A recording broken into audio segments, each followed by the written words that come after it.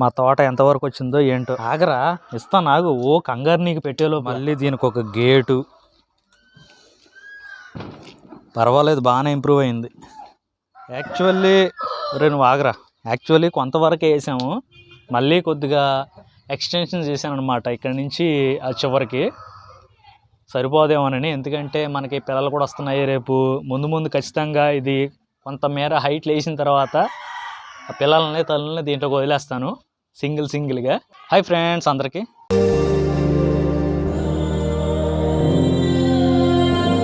ఇదే మనకి పెరిగింది ఇంతవరకు వేసాను ప్లేసు. ఎక్స్టెన్షన్ చేసిన ప్లేస్ ఇది. మళ్ళీ మొలకలు వచ్చినాయి అవి కూడా. వీటి చుట్టూ ఈసారి కంచేసాం కాబట్టి కొద్దిగా ఫాస్ట్గా ఇంతవరకు తీసుకురాగలిగాను. ఫ్రెండ్స్, నిజానికి నేను నా కోళ్ళని ఆర్గానిక్గా పెంచుకుంటున్నాను. వాటి ఆహారం కోసమే ఆకుకూరలు అయి నాటాను. మనం హెల్తీగా ఉండాలంటే మన డే లైఫ్ ఎలా ఉంటుందో వాటిని కూడా నేను ప్రతిరోజు ఆహార నియమాలు కానీ ఇదే ఫ్రెండ్స్. ఈ సర్కిల్ వరకు నీట్గా వాటి ఆరోగ్యం కోసం ఆహారం తోట వేసాను అనమాట. మ్యాక్సిమం ఒక 1 monthలో మనకి క్లియర్ అయిపోయి. నువ్వు ఆగరా. అక్కడి నుంచి వీడికి పీడిచ్చే టైం అయింది. మన తెల్లోడు తెగరుతున్నాడు. ఏంట్రా, ఏంటి నీ బాధ ఏంటి? వస్తా నాకు. తెల్లోడికి ఫీడ్ ఇస్తా ఇక్కడ నేను పట్టుకుని ఉన్నా. అక్కడ చూడండి, మా నెమల గడి తగ్గించుకుంటున్నాడు. వీటి ఆరోగ్యం కోసం నేను పాటించే నియమాల్లో ఇది కూడా ఒకటి. ఖచ్చితంగా వీటిని నేను వీక్లీ 1 time, మంత్లీలో 4 times అలా ఇస్తూ ఉంటాను. ఈ ఉల్లిపాయ ఎలాంటిదంటే కోస్తే కళ్ళలోంచి నీరు వస్తుంది అనమాట. అంత ఘాటుగా ఉంటుంది. ఈ మనకి 2-3 months దాటిన తర్వాత నుంచి అలవాటు చేస్తాను. ఎగబడి చూడండి ఎలా తింటాయో. పాపం మా కర్రోడిని అటు నెమలి ఇటు తెల్లదే తెగ ఆడుకున్నారు. అది ఫీడ్ కోసం అది పిలుస్తుంది, ఇది ఫీడ్ పీయటం కోసం ఇది పిలుస్తుంది. ఇద్దరి మధ్యలో పాపం నలిగిపోయాడు కాసేపు. మామూలుగా ఉండదు మరి. మా తెల్లోడు తలుచుకుంటే ఇంకా ఆడి దగ్గరికి వెళ్ళిపోయింది అనమాట. పాపం అప్పటికి నెమలగాడు పిలుస్తూనే ఉన్నాడు. వీడి దగ్గర తినేసి మళ్ళీ ఆడి దగ్గరికి వెళ్ళొద్ది. అది ఇంకా తెలివైంది.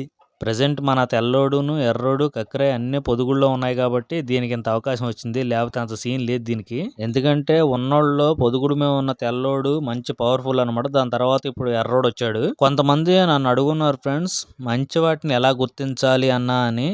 ఫ్రెండ్స్, నా ఎక్స్పీరియన్స్లో మనం ఇలా ఫీడ్ చేత్తో ఇస్తూ ఉంటే ఫీడ్ సంగతి పక్కన పెట్టిన మన తోలు కూడా లాగేస్తుంది. మనం అసలు చేత్తో అయితే ఇవ్వలేము. అలాంటివి కొద్దిగా స్ట్రాంగ్ అని నా ఫీలింగ్. మ్యాక్సిమం నేను చేత్తో ఇలా ఫీడ్ అవ్వడానికి కారణం ఏంటంటే అవి ఎలాంటివి ఒక్కోదాన్ని నేను చెక్ చేసుకుంటూ ఉంటాను. కొన్ని ఇలా నా చేతిలో ఫీడ్ ఇస్తున్నప్పుడు ఎటువంటి స్పర్శ కూడా ఉండదన్నమాట. అంటే నా తోలు లాగటం, నా చేతికి ఎటువంటి దెబ్బ తగలటం అలాంటి ఫీలింగ్ నాకు రాదు. కానీ మన కర్రోడు ఉన్నాడు చూసారా, ఇలాంటి కొన్ని ఉంటాయి. అస్సలు ఫీడ్ అయితే చేతి నుంచి ఇవ్వలేం. లాస్ట్ టైం ఉన్న మన కోళ్ళల్లో కొన్ని అయితే ఫీడ్ చాలా సుకుమారంగా తినేయి అనమాట. కొన్ని అసలు నేను చేతితో ఫీడ్ ఇవ్వలేకపోయేవాడిని. ఆ విధంగా నేను సెలెక్ట్ చేసుకుంటూ ఉండేవాడిని. చిన్న ఎగ్జాంపుల్, రాజుగాడికి ఇవ్వలేకపోయేవాడిని. ఇంకోటి మన టిల్లుగాడు. వాటిని అసలు చేతిలో పెట్టి నేను ఫీడ్ ఏది ఇవ్వలేకపోయేవాడిని. తోలుతో పాటు లాగేస్తా ఉండేవి. ఆ తర్వాత వచ్చిన కాకి నెమలు కూడా అంతే, చాలా స్పీడ్గా తినేయి అనమాట.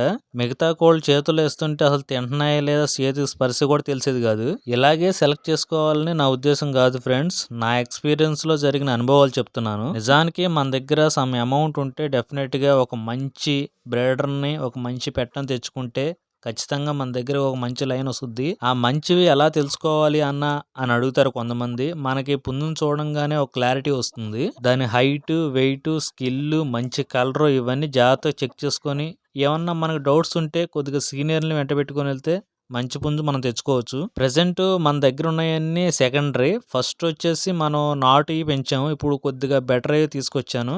నెక్స్ట్ తీసుకురాబోయి మీరు అనుకున్నట్టు జాతివి. సో అవి కూడా వచ్చిన తర్వాత డెఫినెట్గా నా అనుభవాలు మీతో షేర్ చేసుకుంటాను ఫ్రెండ్స్. ఎందుకంటే నేను వాటితో ఎక్స్పీరియన్స్ చేసిన తర్వాతే మీకు ఇంకా ఫుల్ డీటెయిల్స్ ఇవ్వగలను. సో ముందు డెఫినెట్గా అవి కూడా తీసుకొచ్చే ప్రయత్నం చేస్తాను. మ్యాక్సిమం 20K వరకు వెళ్ళొచ్చు. నాకు తెలిసి 50K, 1 lakh వరకు చెప్తున్నారు. చూడాలి. నేను కూడా, నాకు కూడా చాలా ఇంట్రెస్ట్గా ఉంది అటువంటి పుంజు ఎలా ఉంటుంది అనేది. నిజంగా అంత కాస్ట్ ఉంటాయా, మనం తీసుకోవచ్చా అనే విషయాలన్నీ డెఫినెట్గా నా అనుభవాలతో మీకు షేర్ చేస్తాను ఫ్రెండ్స్. మొత్తానికి మన షేర్ ఖాన్ గాడి పిల్లలు అయితే దిగినాయి. ప్రెసెంట్ 2-3 మాత్రమే దిగి ఉన్నాయి. ముందు ఇంకా వస్తాయి. దీంట్లో కొన్ని కక్రాయి గుడ్లు కూడా వేశాను.